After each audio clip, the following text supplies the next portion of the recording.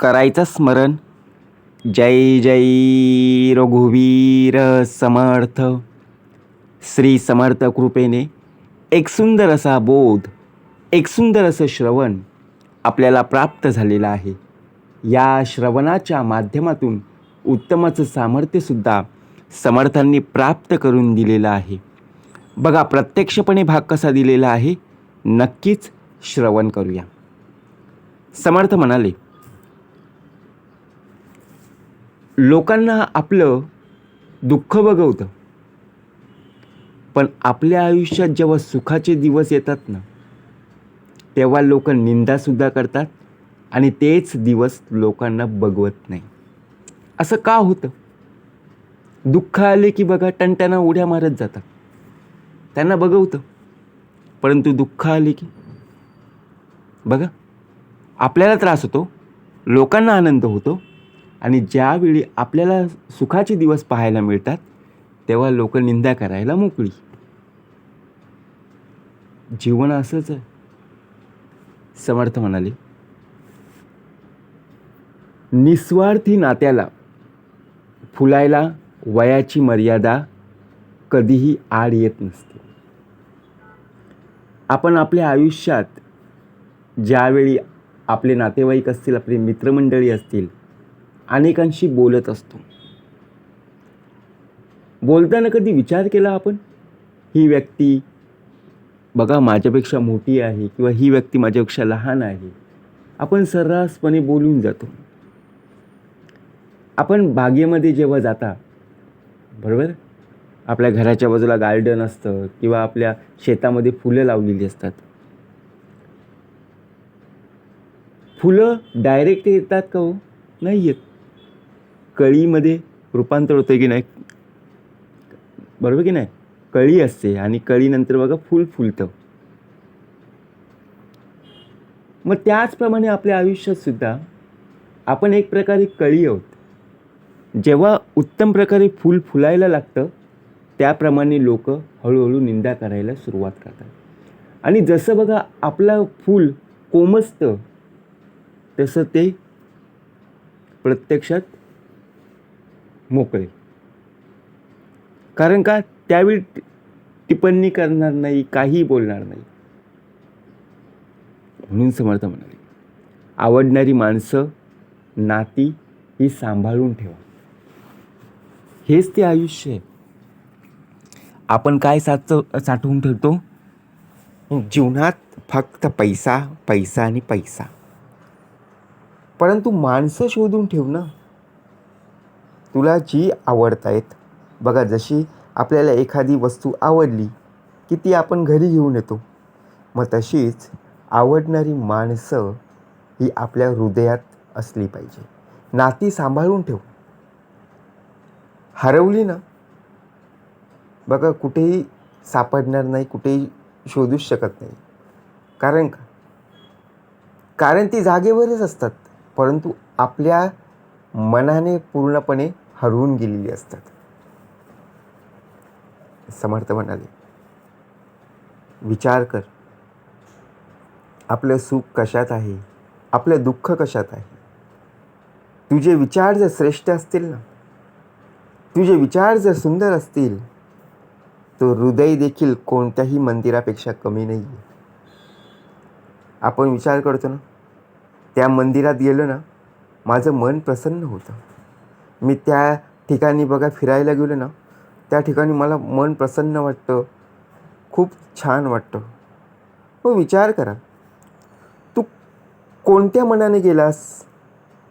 कारण तिथे तुला ती जागा आवडणारी आहे, बरोबर? कारण तिथे खूप शांतता आहे, रमणीय आहे, प्रेक्षणीय स्थळ आहे, बरोबर की नाही? एखाद्या ठिकाण असतं. परंतु रेल्वे प्लॅटफॉर्मवर न्या, बघा एखाद्या बाजारामध्ये न्या, तिथे आपल्याला छान सुखाचं शांत वातावरण पाहायला मिळेल का? अजिबात मिळणार नाही. म्हणून समर्थ म्हणाले, आपलं मन शांत असणं गरजेचं आहे, सुंदर असणं आवश्यक आहे, आणि सर्वात महत्त्वाचं म्हणजे विचार श्रेष्ठ असणं आवश्यक आहे. ही समर्थांची शिकवण आहे. आपल्याला दररोज बोध प्राप्त होतात. कारण आपल्याकडं आधीपासूनच विश्वाच्या सर्व शक्ती आहेत. समर्थ म्हणाले, गुरु पाहता पाहता लक्ष कोटी, बहुसाल मंत्रावळी शक्ती मोठी. तरीसुद्धा लोक डोळ्यावर हात ठेवतात आणि मग आयुष्यात अंधार आहे याबद्दल बोलत असतात. समर्थ म्हणाले, अज्ञान सर्वत्र पाहायला मिळतं ते म्हणजे अज्ञान. अज्ञान आयुष्यात आलं की सर्वत्र अंधार पाहायला मिळेल. तुम्ही किती हॅलोजन लावा, किती फोकस मारा, किती लाईटा लावा, काहीच उपयोग वाटणार नाही. कारण आतूनच काय आहे? अज्ञान. हे अज्ञानाचं जे बीज पेरले ना, त्यासाठी सूर्यप्रकाश, सूर्यनारायणाचीच गरज आहे. रात्रीच्या काळोख्या वेळी किती हॅलोजन फोकस मारले तरी चंद्रा एवढी बघा, जो चंद्राचा प्रकाश असते त्या एवढा आपण प्रकाश पाडू शकत नाही. बरोबर की नाही? म्हणून समर्थ म्हणाले, निंदा करणारे आपल्या आजूबाजूलाच असतात. त्यांना सांगावं लागत नाही, बाबा आज माझी निंदा कर किंवा आज माझी स्तुती कर. कारण प्रत्येक व्यक्तीला एक आधार असतो. जी गरज संपल्यावर बघा प्रत्यक्षपणे नातं तुटलं जातं. फक्त गरज असते वेळी आपण एखाद्याला जवळ बोलवणं आणि काम झाल्यावेळी त्या लोकांना न विचारणं. समर्थ म्हणाले,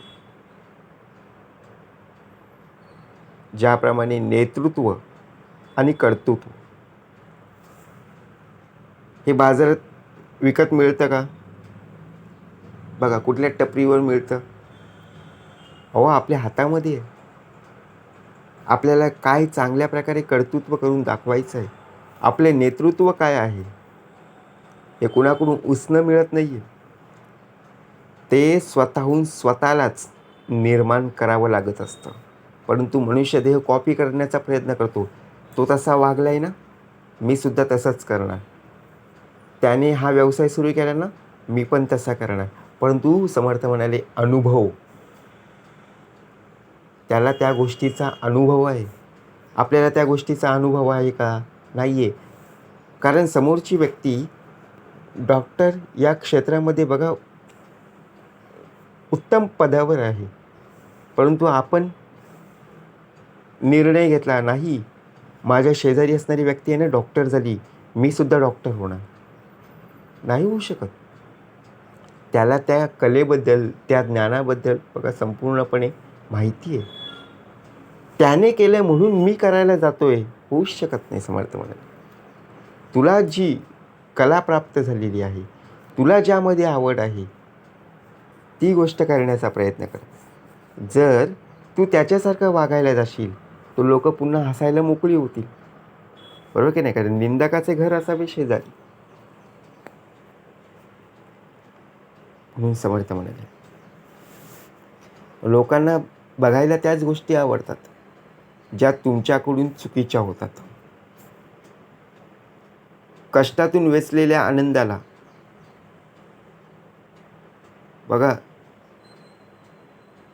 ज्या प्रकारे कोणीही हिरावून घेऊ शकत नाही. तुम्ही कष्ट केलेत ना, त्या कष्टाचा मोबदला, त्या कष्टाची भाकरी तुम्हाला नक्कीच मिळेल. कारण तुम्ही कष्टातून बघा आनंद व्यक्त केलेला आहे, आनंद प्राप्त केलेला आहे. म्हणून समर्थ म्हणाले, आधी कष्ट मग फळ. तरीसुद्धा आपण कष्टावर, श्रमावर, मेहनतीवर लक्ष देत नाही. फक्त एकाच गोष्टीवर, ते म्हणजे नशिबावर. माझ्या नशिबात मला एवढं काही प्राप्त झालेलं आहे, परंतु कष्ट करशील तेव्हाच ना, तेव्हाच तुला सर्व प्राप्त होईल ना. म्हणून समर्थ म्हणाले की बाबा प्रत्यक्षात तुला कष्ट करणं आहे, परंतु आपण काय करतो? कष्टे विन फळ नाही ऐकतो, केल्याविना होत नाही.